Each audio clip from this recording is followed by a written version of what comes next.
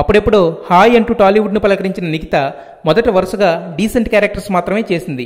ఎప్పుడైతే పాత్రల వల్ల పేరు తప్ప ఫేమ్ రావట్లేదని రియలైజ్ అయిందో అప్పటి నుండి గ్లామర్ డోస్ మిక్స్ చేయడం మొదలుపెట్టి సౌత్ ఇండియాలోని అన్ని ఇండస్ట్రీస్ నుండి ఆఫర్స్ పట్టింది. ప్రస్తుతం ఇంకా ఆఫర్స్ వస్తున్నా కూడా నో అంటూ వెడ్డింగ్కి రెడీ అయింది నిఖిత. ముంబైకి చెందిన వ్యాపారవేత్త గగన్దీప్ సింగ్ మాగోతో మ్యారేజ్కి సిద్ధమైంది. ఇద్దరూ ఓ ఫంక్షన్లో కలుసుకున్నారట. సినిమాలో మాదిరిగా లవ్ ఎట్ ఫస్ట్ సైట్. అయితే అనుకోకుండా ఓ పని మీద చెన్నైకి వచ్చిన గగన్ నిఖితను హోమ్లీ లుక్లో చూసి ఫ్లాట్ అయిపోయాడట. మంచి వెయిట్ ఉన్న డైమండ్ రింగ్ ఇచ్చి ప్రపోజ్ చేశాడట. అక్టోబర్ 7 నుండి 11 వరకు 4 రోజుల పాటు గ్రాండ్గా ఈ వెడ్డింగ్ సెలబ్రేషన్స్ జరుగుతున్నాయి. అంతా బాగానే ఉంది కానీ జనరల్గా అమ్మాయిలు విత్ మేకప్లో బాగుంటారు.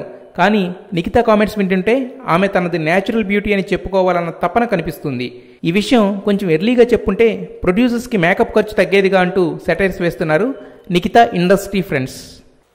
He's been everything. He's been a guide, he's been a philosopher, he's been a well-wisher, he's been a friend, he's been a girlfriend sometimes too. And నిజంగా ఈ సినిమాకి ఆయన పడ్డ కష్టం ప్రత్యక్షంగా చాలాసార్లు నేను చూడడం జరిగింది.